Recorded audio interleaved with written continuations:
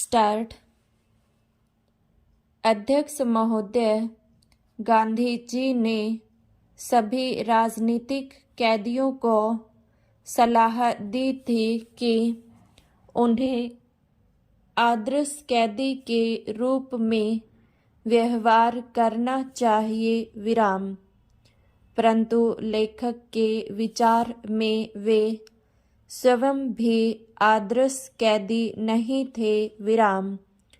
इस शताब्दी के पहले 2 दशकों में भारत की जेल हमारी संकल्पनाओं के नरक से काफ़ी मिलती जुलती थी विराम।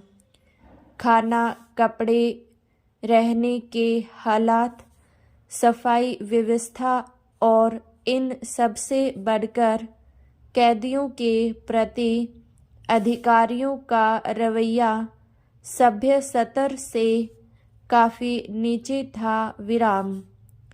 जेल कोड के अंतर्गत जो थोड़ी बहुत दवा की गई थी वह जेल के अधिकारियों के गैर कानूनी और अमानवीय रवैये के कारण समाप्त हो जाती थी विराम। राजनीतिक कैदी यह कार्य अपने ऊपर स्वयं लाद लेते थे और स्वेच्छा से तकलीफें उठाकर अधिकारियों के विरुद्ध कठिनाइयां उत्पन्न करते थे ताकि सरकार को मजबूरन जेल के हालात में सुधार करना पड़े विराम।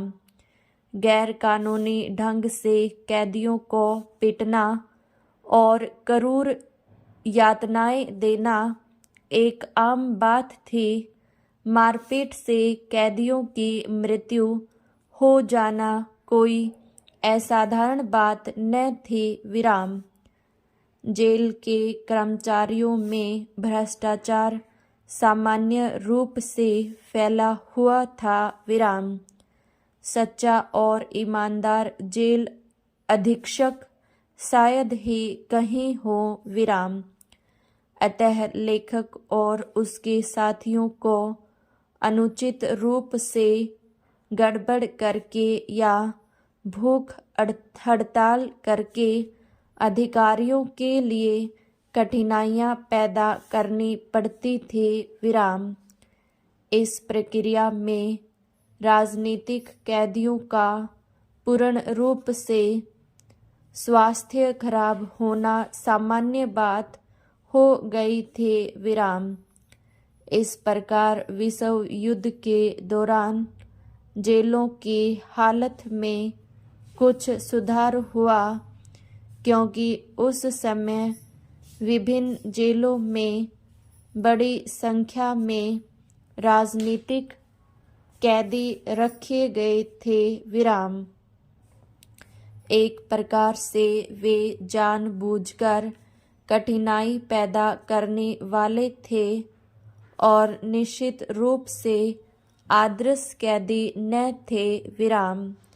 स्वयं गांधी जी ने अधिकारियों के लिए कठिनाइयां पैदा की जब भी उन्हें कैद किया गया विराम। गांधी जी भिन्न अर्थों में कठिनाई पैदा करने वाले थे विराम।